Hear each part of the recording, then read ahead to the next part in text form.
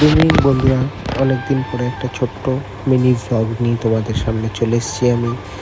আর আজকে আমি বেরিয়ে পড়েছি আমার ভাইয়ের সাথে আমাদের একটা ছোট্ট অ্যাকোয়ারিয়ামের জন্য একটা মাছ আনতে যাচ্ছি। তো আমি আর আমার ভাই এখন বেরিয়ে পড়েছি। আর আমাদের পাশেই শ্রী জগন্নাথ দেবের স্নানযাত্রার একটা ছোট্ট অনুষ্ঠান চলছিল।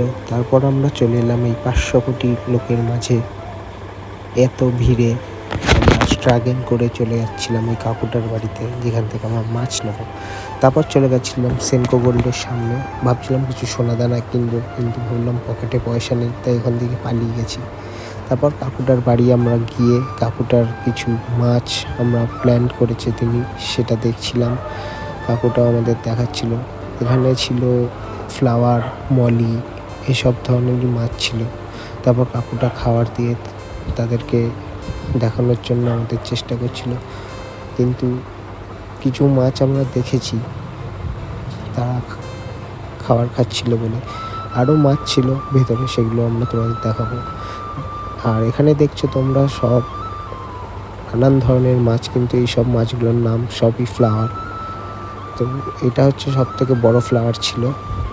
এটাই হচ্ছে এতগুলো মাছের মধ্যে সব থেকে বড়ো ফ্লাওয়ার মাছ। তো এই মাছটাকে দেখতে খুব দারুণ লাগছিলো। তারপর আরও মাছ ছিল সব ফ্লাওয়ার।